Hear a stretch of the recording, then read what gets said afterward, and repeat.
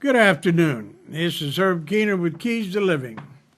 Well, we got a little late start today, but that's okay because we got some updates from Jack Scow, how he's doing in his after his operation. He's looking good, a little pale, but he's going to do good.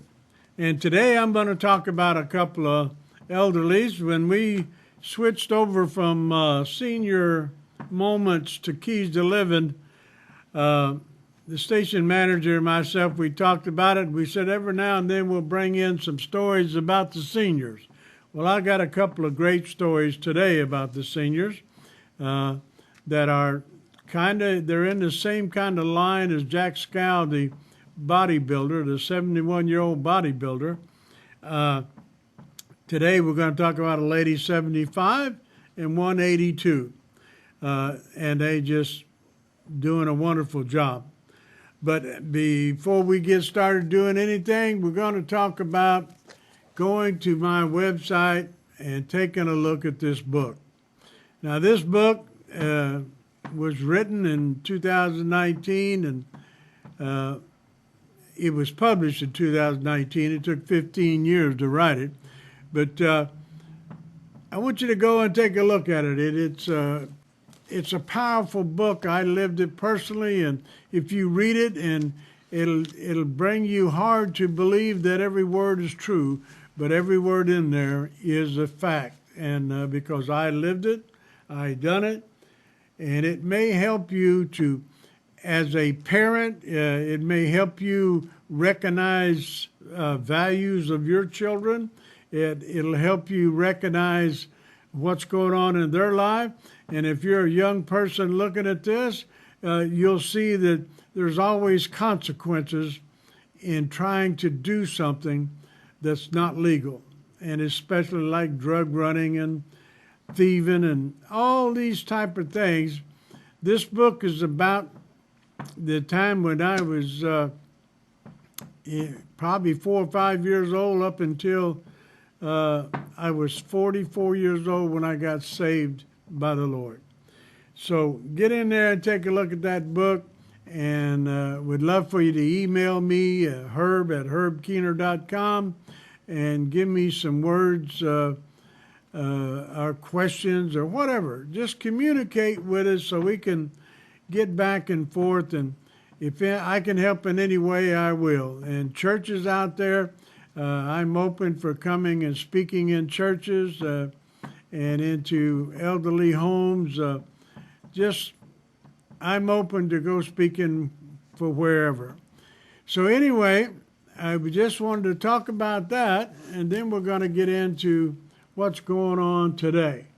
But decision to die, strength to live. We all need to make a decision to die out to the things that are ugly in our life so that God can give us the strength to live, because we can't do it on our own. Okay, now I want to talk to you about the elections and what's going on in the thing. I have two friends running for office. One is in San Joaquin County, down in Lodi, California, in Stockton area, and his name is Jim Shoemaker. You need to go and to let people know to go to this website, and it'll show everything he believes in and why he's running and what he would like to see done. So I'd really like for you to go, and if you know anybody in the San Joaquin County that is voting in that area, please get a hold of them and tell them to at least take a look at my friend Jim Shoemaker. He's running for Congress for that area. So, and I believe in my heart that he will not divert off to what he said when he said, I'm going and this is what I'm going to do. That's going to be his purpose. That's what he's going to do. He's not going to be persuaded to go other directions and back and forth and wishy-washy. I know Jim will stand on the foundation of what he believes, and I know I know he has a strong foundation of God in his life. So those of you, get on that website, help him out, give him some encouragement, talk to him, and help him get into this Congress and let him start helping out. We need people in there that understands reality, love, care, and compassion. So look my friend Jim Shoemaker up and see what he's all about. So I am blessed to have another friend, Mike Briggs of CVT. He's another one who has a solid foundation. He's standing on it, and he's running here locally for the position on the city council. And I want to tell you, if you need things changed, he's the one to get after. He has experience. He's been here before on the council, and he's been in Congress. Now, he has experience. He's not just going to figure out what's going on. He already knows what happens in Congress and what happens into the city council area. He knows what needs to be changed. He knows how to go at it. He has the connections. He's able to stand up. And another one with a very proud foundation of God for his family and for his values. So you need to take a look at Mike Briggs, because he is going to be the one that needs to be sitting on that council. If you just see what's going on in the world right now, just look around you a little bit. My goodness, you know there needs to be change, and Mike Briggs is the one that can give it to you. So I'm asking you not only about Jim Shoemaker, but I'm asking you about Mike Briggs. So please, take a look at Mike Briggs. Look at where he's been, what he's done, and where he's going. So thank you so much for listening to that. The program, we're going to go into I want to make a statement. I seen something on the website just before I come, and it just agonized me. You talk about life, how we deal with life, and we never know what's going to come from day to day. So before we get into the talking about the elderly ladies, I just want to mention this. It says multiple members of the University of Southwest golf team killed in head-on collision. There's 11 people dead yesterday. Now, for what reason, I don't know. But these people are from New Mexico, Hobbs, New Mexico.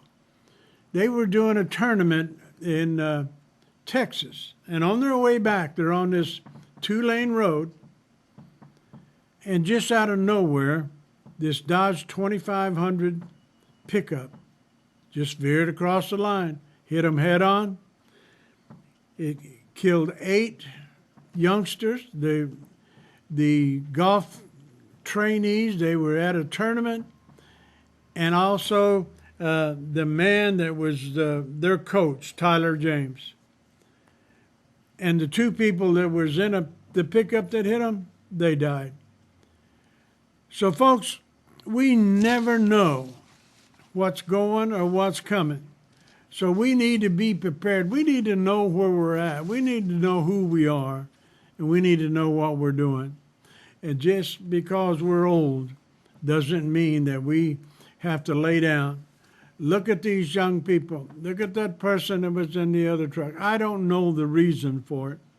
Hopefully it's not drugs, alcohol, and all that, but at this point, that really doesn't matter. What matters is there's 11 people left this planet early. These people were just probably having a good time coming home, and ever how they did, they were called their loved ones and tell them they were coming home, that they done great in the tournament.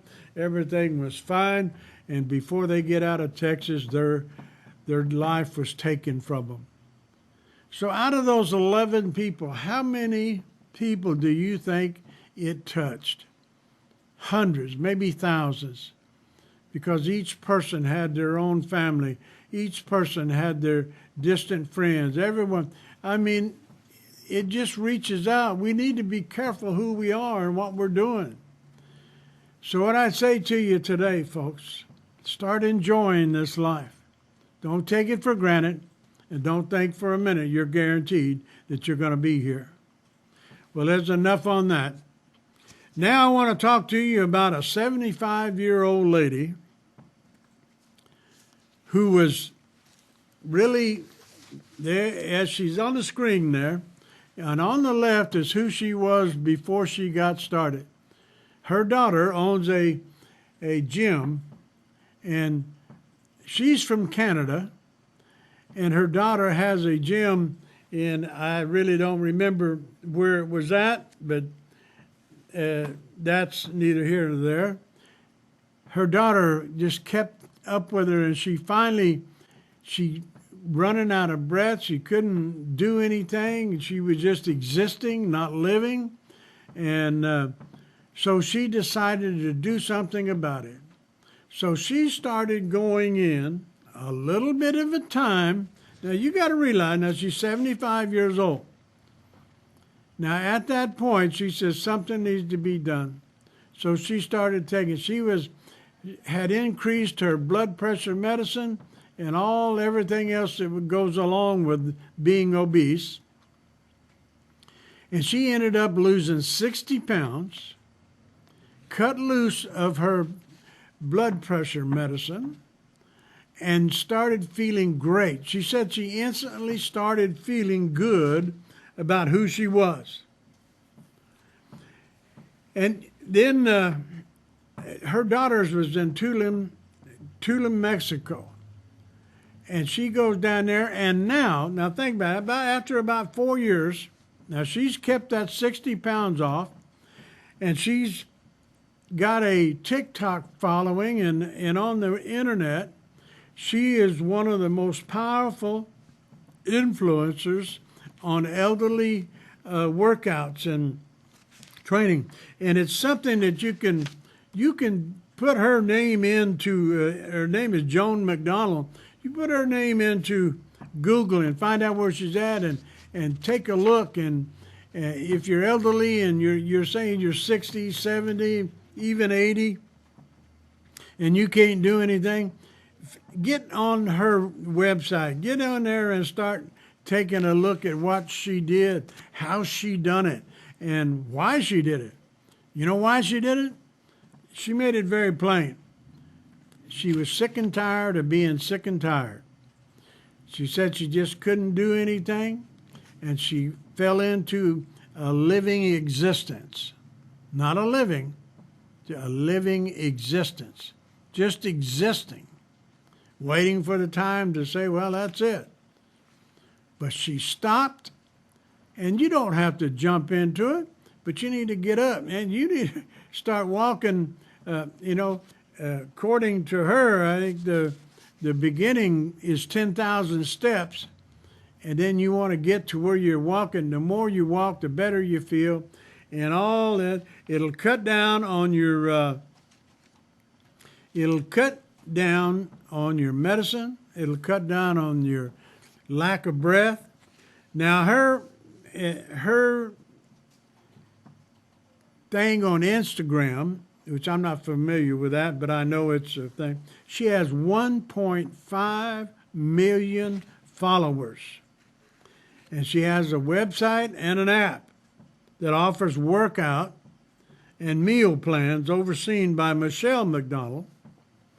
Now, I'm telling you, if you have any problem, here's what she said. Joan McDonald said she hopes people who follow her journey take away that it's never too late to change your life, no matter your age or your situation.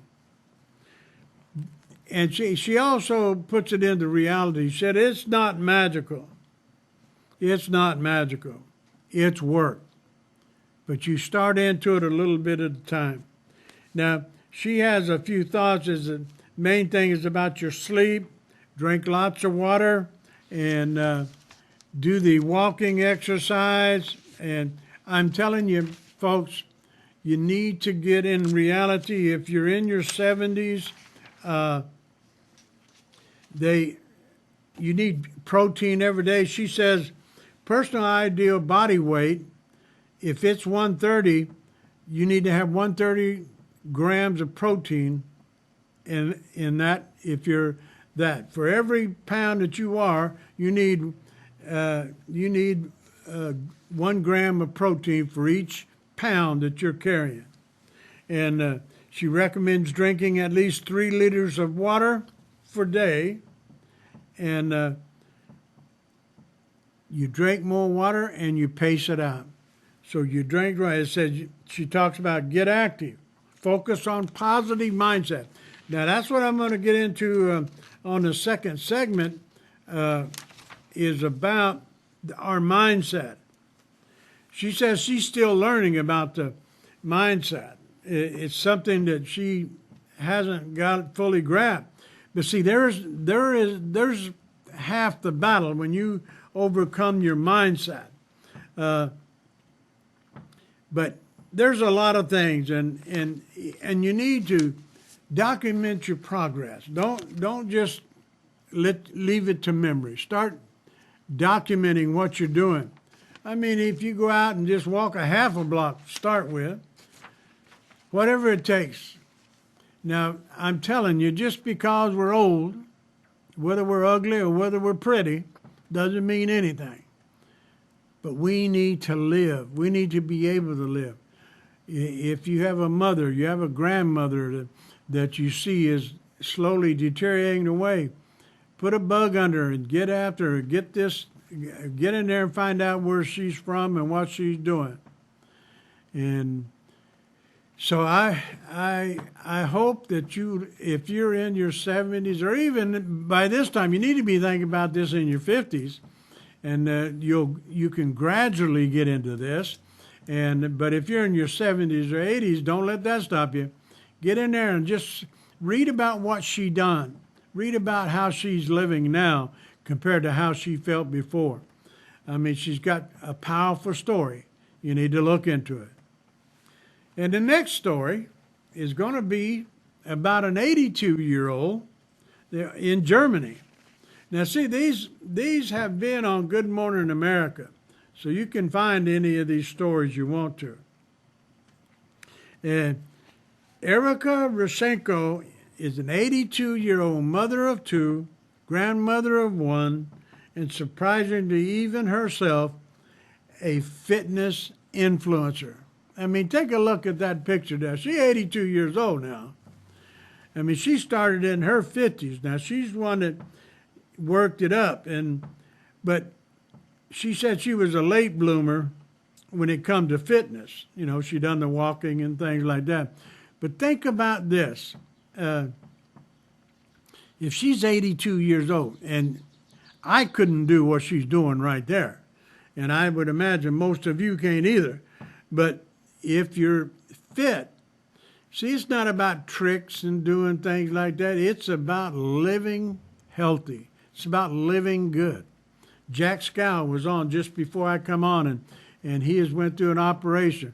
Well, he's got a process now where he just basically kind of got to start over all over again and get back to his health. And this lady, Erika, now I'm telling you, it's time to look at people that are doing this, not just talking about it. This lady's not just saying, she's doing. And it says, I am really honored and humbled that younger people are being inspired by me, Rysenko told Good Morning America. Think about that. You got an 82-year-old that she is so well at what she's doing that young people are starting to take a look at it. And most young people look at people in their 50s as old turkeys. So she's making a difference even in the younger people's life. And see, I love this, what she said.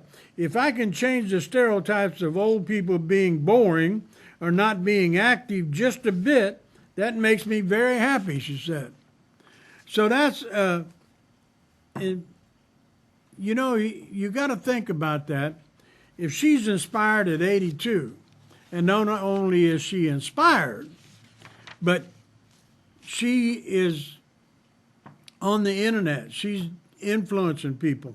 And her husband is 81 years old. Now, I don't imagine he can keep up with her. She said she goes to the gym riding her bicycle, so she don't have to wait on him or him wait on her. But he goes and during the week and does exercise. She joined Instagram in February. Wanted to share her workouts with family and friends. Now, I don't know exactly how many she has. I'm sure we're going to run into that. But she has a lot of followers, and what's good about that is she's influenced the younger people.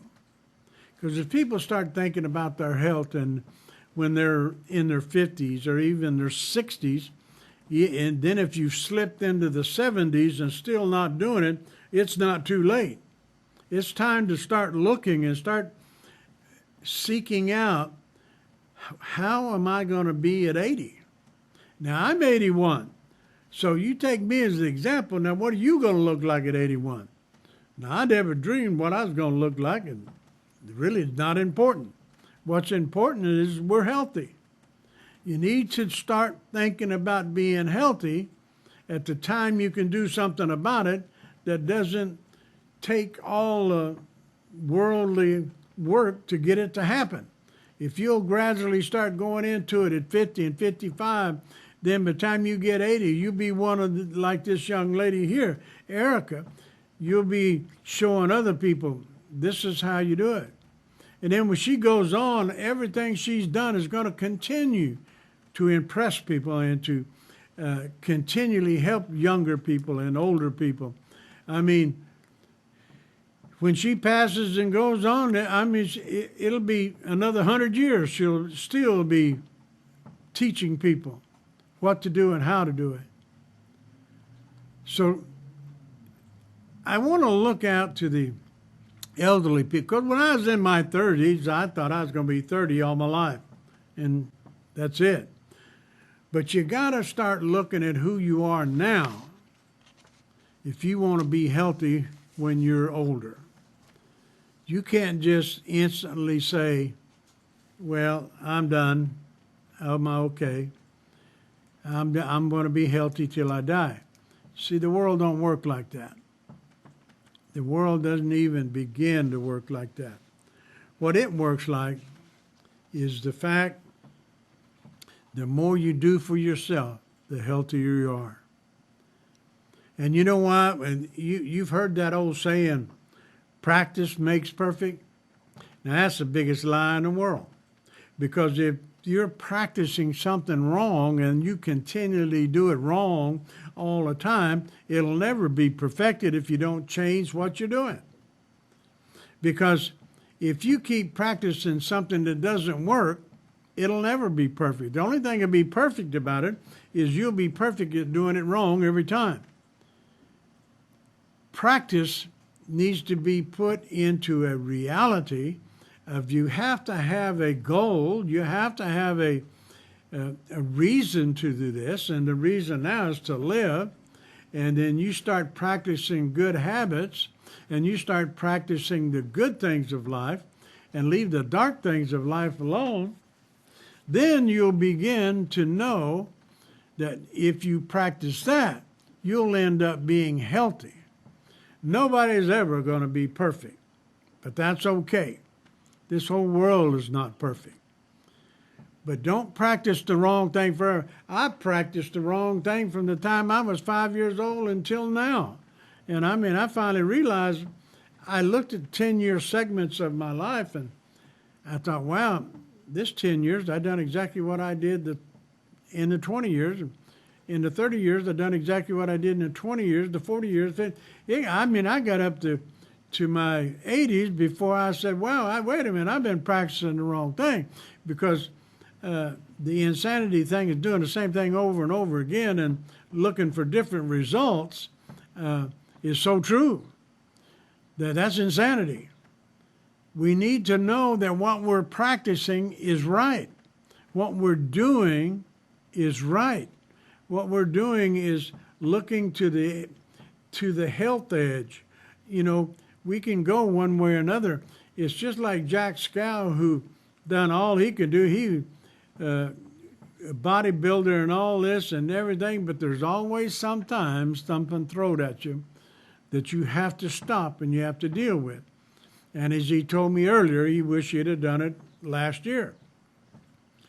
But we tend to put things off, and next thing you know. So the sooner we start practicing the right thing, the sooner the right thing will start happening in your life. Because number one, the one to look out for is you. The next one is your spouse if you're married. Then your children. Then your friends. But see, number one needs to be God. Number one needs to be God. Then your wife. Then your family.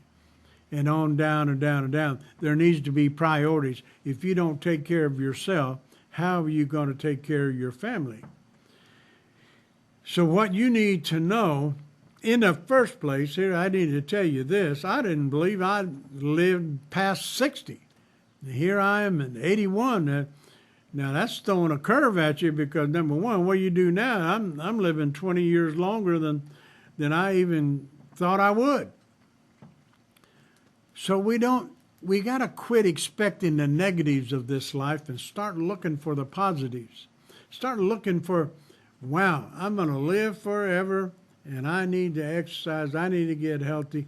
I need to be with my loved ones. I need to take care of my loved ones and I need to be with them and get the family feeling, you know. I mean, I had a very crazy upbringing and had a mother that loved me, but a dad that was deserted us at 4 years old. But here's the thing, then I turn around, I wasn't as bad as my dad, but I was still bad. Because number one, if you're not nourishing and loving your kids as they're growing up, instead of sitting on a bar stool, that's a negative of life. Man, you're robbing yourself and you're definitely robbing your children. Bars have their place, but it's not part of raising children. So our health matters. The more we stay in a bar, the worse we're going to get. I sat on a bar stool for 5 years and probably longer. But you know what the 5 years were? They were at the very peak of the time my children needed me. The very time that I needed to be with them, wondering and looking and seeing the difficulties in their life. Because, I mean, I had to be just totally outrageously stupid not to know that they were running up on negatives of life, because I was every day. But I was taking care of them and just going on, not giving a thought to my children were doing the same thing I did. They had to deal with this. And if they hadn't had a mother that was doting and loving and was there, there's not much telling where they turned out. But I'm telling you, this life is precious. Every moment that there is, we need to appreciate it. We don't need to condemn it. We don't need to condemn other people. In the first place, if your backyard's nice and clean and all prettied up, then you might be able to point at your neighbor. But if you got trash inside you, don't be pointing out trash in somebody else. Because that's the last thing you need in your life, is being one of them. And I know a lot of them. Learn how to live, love, appreciate what God has done, the children He's given you in your life. Quit looking at it as a burden. Start looking at it as a blessing. In the next segment, we're going to have some stories. God bless.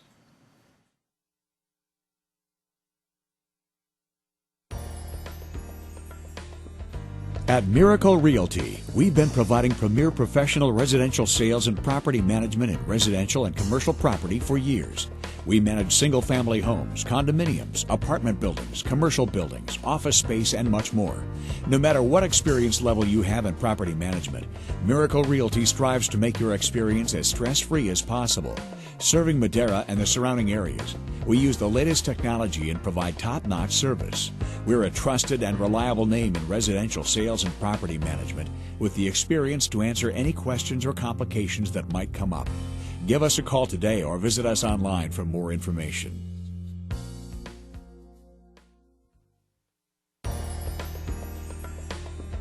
At Miracle Realty.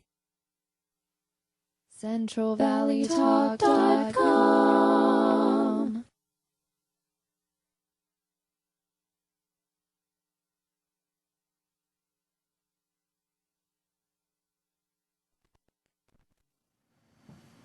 I'm back. Well, I've got a couple of stories for you that's actually a godly testimony. Number one, I'm working with my friend down in Lodi and trying to work up a date that he can come on the show with me. Hopefully by next week we'll start having people on that has been through harrowing experiences and how God brought them out. Now, my friend had cancer, and he done some things and done a lot of praying and a lot of agonizing, and I know it was painful. And it was right after I first met him. Quite a bit before. It was about 7 years ago that he had a death sentence from the doctors. But see, aren't you glad the doctors don't have the last say? My friend decided he wanted to live. He got in the Bible and put together verses. All the verses and promises that what God gave him. Now, as I tell you this, I'm not going to tell you a lot about it because I want you to hear it from his lips. And I want you to hear his story. But what he done is he got the authority to believe healing scriptures, the New King James Version. He put these together. Now, this is 8 pages. Now, he read these. Once he compiled them, he read these every day. Every single day. Now, since that time, since he's been there, I mean, he got healed. And I know he believes in his heart. If he hadn't done what he done, God would have okayed him to go on and be with him. But he got healed. His story needs to be told from the time that he heard that he had cancer to the time that he heard the words, "You're cancer-free." There's some powerful story in between there. And hopefully I'm going to have him here by the end of April. So be looking forward to it. We'll be advertising as we go. And as you know, that Keys to Living is doing every other Wednesday now. And it gives me time to look up people like my friend, Jim Hicks. He's a powerful man of God. He does a powerful work in his church. So look forward to that. And these scriptures, we're going to be offering them. If you email me at herbkeener.com, the address, my email would be herb@herbkeener.com. You email me and I will send you a copy of these 8 pages of scriptures. And they are promises. They're the healing promises, and they're the promises God gave. I mean, since he has done this, and I witnessed his healing. I seen him at his worst. And man, I seen him when he come back alive. I tell you, and since then, I've had people in my life that had cancer. A couple of them have died and went on, but every time I give them these. Now, what they do with it is up to them. But it turned out my stepson, Jimmy Ray, he worked for PG&E. Now they diagnosed him cancer. Well, naturally, we had everybody in the world praying for him and everything going, and then sent him these, and he gave his heart to the Lord, and he's powerful in Christ. And his wife, Judy, she supports him 100%. The next thing you know, we sent him these. And just not too long, say 2 or 3 months afterwards, I don't remember exactly, is I get word he's cancer-free. Now, these aren't coincidences. And maybe one of these days we'll have Jimmy Ray and Judy on here, and they can tell you their story.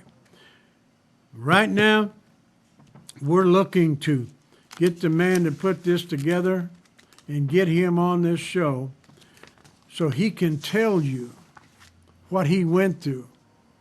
And when I talked to him about it when I was in Lodi last week, I talked to him, and he said that,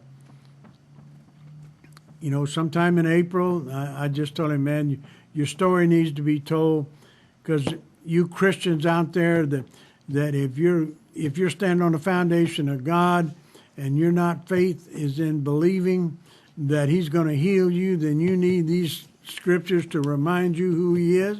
And if you're not saved, you need to be looking at a way that what do you have to lose if you look and truly give your heart up? His story could compel non-Christians, Christians. It could build their faith up and the power that's within them. So, and it's just amazing what I've seen happen with these scriptures. So we will be giving you updates, and hopefully by Wednesday week I will have a date that he's coming on. And boy, at that time you want to gather up everybody you can, because it's going to be a story. Now, this is not coming from some dummy. This guy is a very successful businessman, financial man, real estate, and has a powerful, wonderful family. So that's all I'm going to say about him right now. And I'm going to tell you the story about 2 dogs. I know when I was doing Senior Moments, there was a time I come in on a Wednesday, and I said, well, I picked up these 2 stranded dogs at the church in Strathmore. Well, I brought them down and took them home to me in Tulare. And in my heart, I believed that God was up to something with these dogs.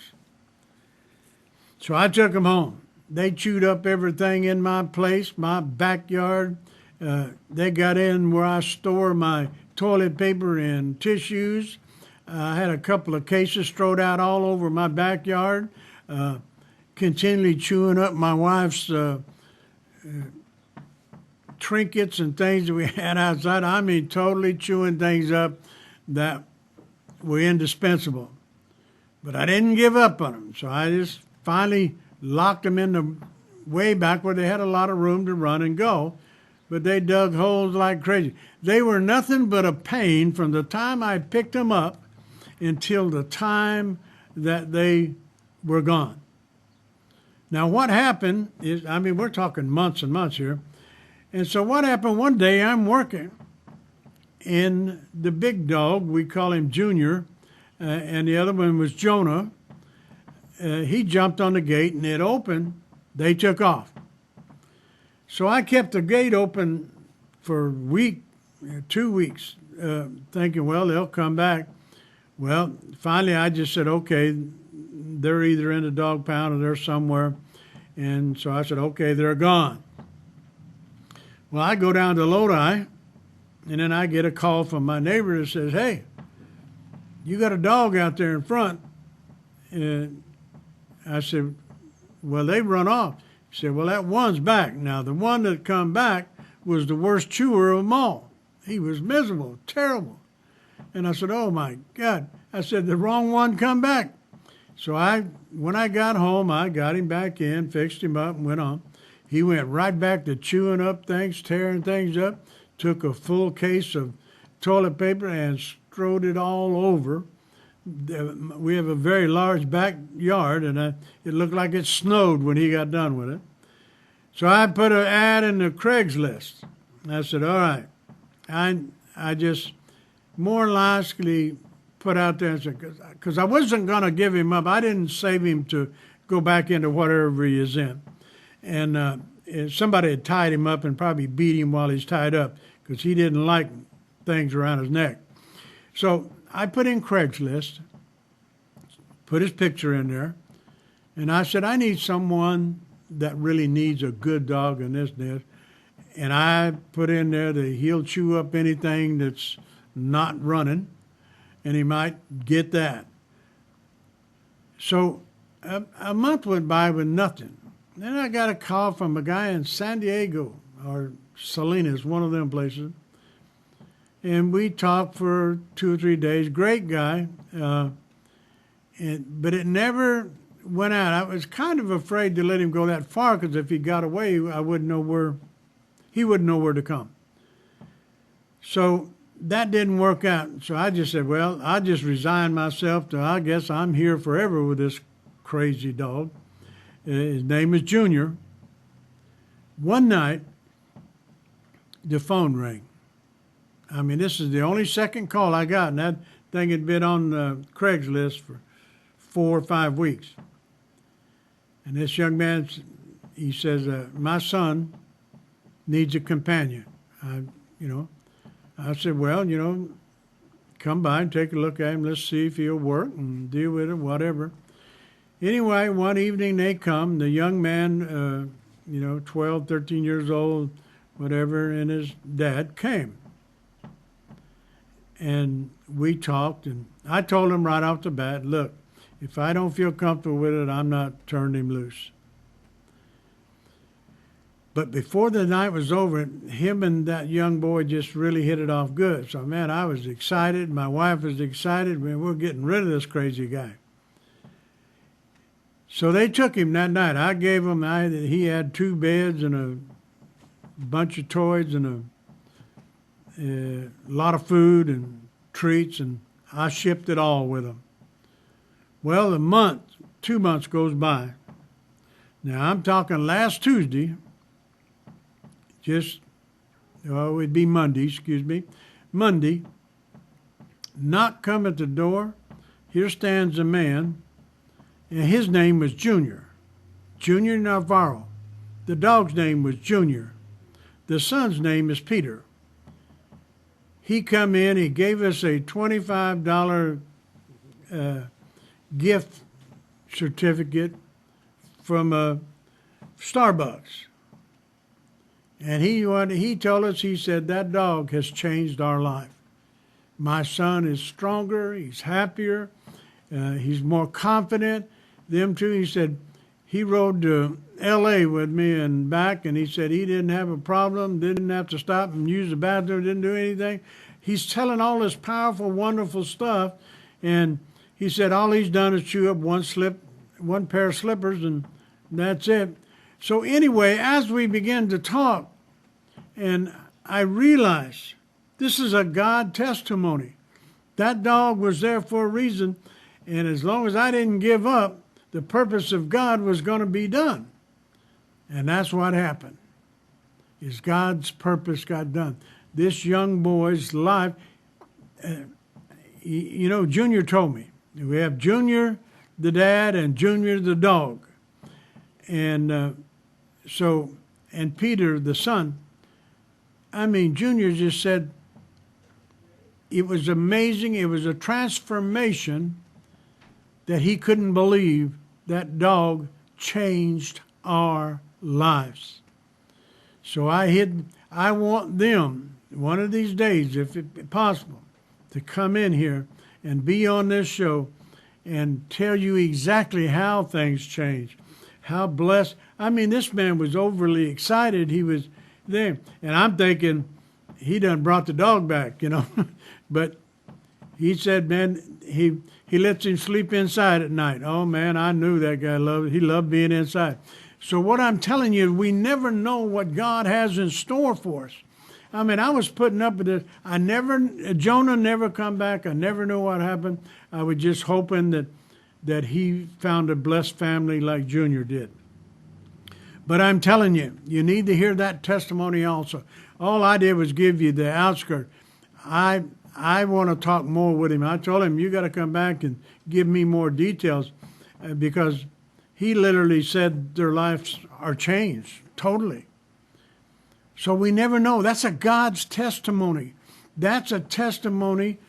And I guess it was a test for me because I wanted to choke the dog. But the thing is, I finally just wrote it down. I knew in my heart that I was taking care of a dog that was put in my life by God. I knew that. I knew it the night that we picked them both up. And I told my wife, but I mean, the worse they got, the worse it was, the more I was determined to hang on to them, and I did. And I want to tell you what, everything I went through was well worth it. That young man, he was so excited, and his dad says that they just have, they're inseparable. They have such a powerful love for one another. He said Junior, the dog, tries to talk every time the kid comes in. So everything is exciting into that. That's a God's testimony. That's what I'm talking about.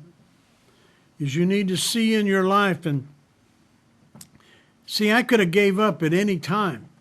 Oh, boy, don't you know that I wanted to. But something inside of me said, no, I need to hang on. I need to hang on. And it was all worth it because it was a God's testimony.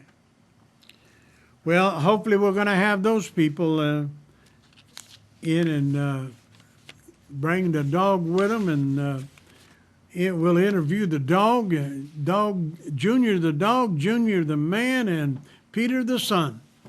So hopefully we'll have that in the next couple months. Okay, now we're going to get into I want to talk about peace and relationships. See, basically, that story was all about that. That young man has a relationship now that he's at peace with. It improved his relationship with his father. It improved the relationship with his life. The father said that it was just amazing. So that's a miracle. To me, that's a miracle. How did that young man get tied up in there? And don't you know, God has a sense of humor. The dog's name is Junior, and the man that come and got him, his name was Junior. So that's got to be interesting. And I want you to know that we need to talk about, I'm sure someone out there is in relationships that doesn't have peace. You know, there's something you need to put in your hearts is that there's a reality in who you are. There's a reason that you're here. And the reason is not for you to be miserable and not for you to be miserable with other relationships. Your relationships need to have peace in them. If your relationship doesn't have peace, you just got an acquaintance that you argue with. I mean, it took me years to get to that point. And again, I hate to keep going back to my age, but I look at that, I mean, I look at what I put my wife through being ignorant of the fact that you need peace in the relationship. Whether it's son, daughter, brother, uncle, aunt, cousin, doesn't matter. When the relationships you have need to be at peace. You know, there's a verse in the Bible that talks about time. It equates the times. You know, in 2 Peter 1:5, it talks about after they were talking about what we're going through, how we're going through it. You know, 1 Peter, if you read that, you'll understand that. But in the 5th verse, it says this. It says that 1,000 years is as a day to God, and a day is as 1,000 years as a day, and a day as 1,000 as a day. In other words, he was making the point that one day in our life is like 1,000 years to God.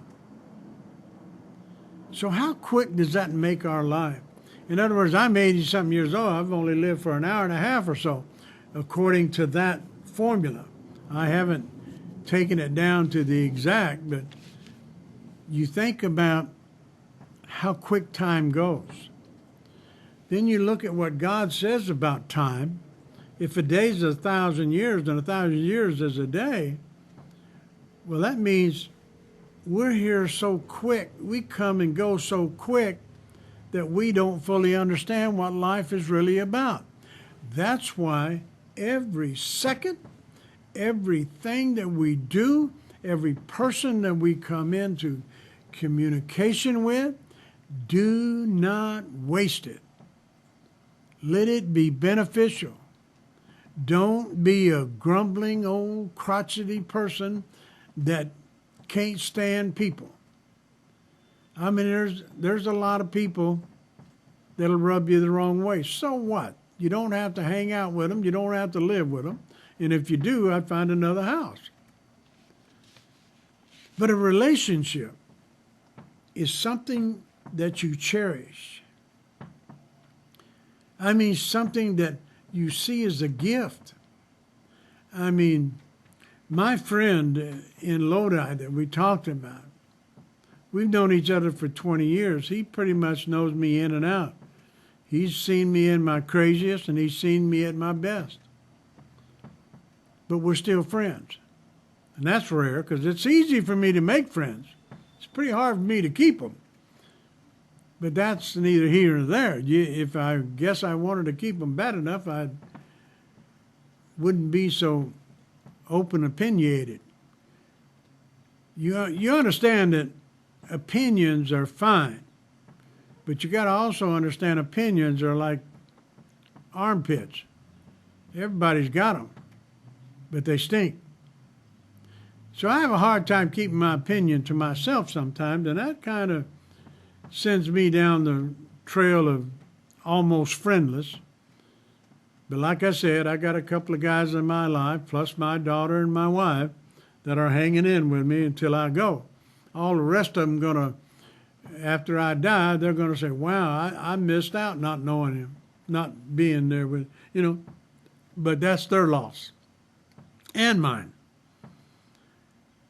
What I'm saying is be aware that you are alive, be aware of what you're doing, be aware of what you're about to do. Always, you just never forget your goals and things, but what you ever do, don't ever forget where you come from. Because you need to know who you are, what you're capable of.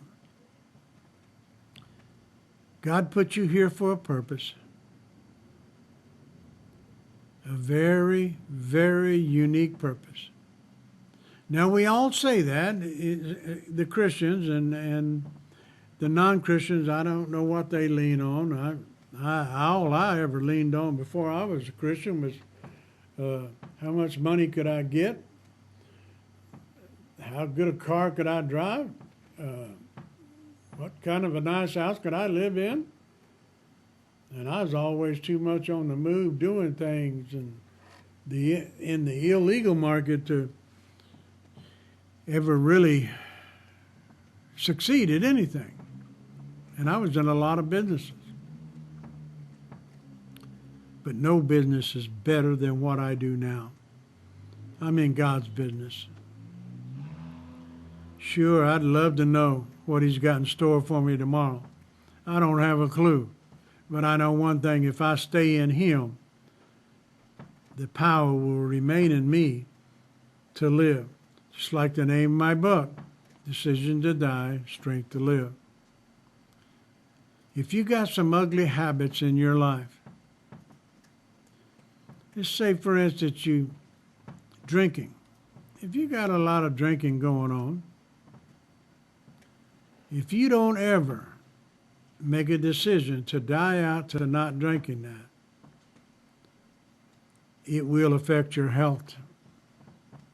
There's no ifs and ands about it. Smoking. We know what smoke does. I had two people in my life. If they did not smoke, barring any accidents or anything, I believe they would be alive today. That was their soul.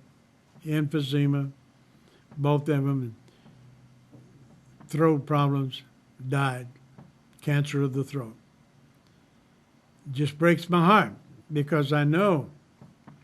You see, you have to make that decision.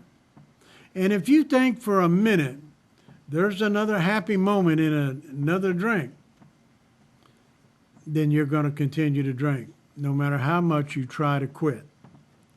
Because if you think there's another joyful moment in that, and it's like gambling. Man, if you think in your heart, man, I have got it made.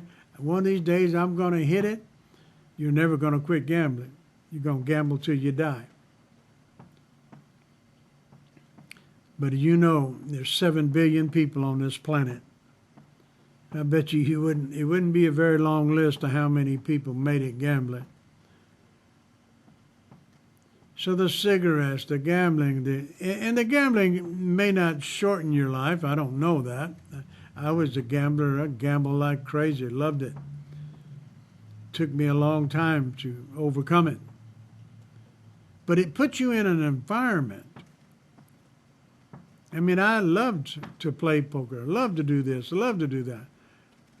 But it puts you in an environment that's definitely not a godly environment. It puts you in a place that other temptations would come. You know, you got to know where your strength comes from. But then you got to know what you're going to do with the strength that's within you. I mean, I have a hard time keeping myself in control of being at peace in my relationship, in my life, in my work, in this, what I do right here. But see, the benefits are great. Once you know that you've done something that helps somebody, that's all I'm interested in. Money is no longer a value that I chase. God's going to supply all I need, and this, I can't worry about that. I've went bankrupt twice in my life. I don't regret it a minute. They gave me another jump start. Again, like I've said before, is you only have to succeed once. Well, this time I'm relying on my God to give me what I need in this life. Social Security, us old turkeys, now Social Security comes in, that kicks in. So, and I've got a home, I've got a car, got 2 or 3 of them, and so I got what I need. But they're not important. What's important is the relationship. Do you have peace in your relationship? If you do, you need to be telling other people how you got that peace. And if you don't, you need to start looking for how you can get that peace. Peace is not cheap. You have to work at it. One outburst, one stupid, crazy conversation can take away everything you built up for years. If you've been good for years and it's been hurting you, you finally unloaded. If you don't have peace of mind, and your peace is only on the outside, you're a ticking time bomb that's waiting to blow up a relationship. And boy, let me tell you about you adulterers. I know for sure. A few minutes of gratification definitely will ruin your entire life. Took me years to get over the damage that I'd done to two different families. Look to God. Look to the reality of Him. Most of all, keep peace in your relationships and in your life. God bless. See you Wednesday.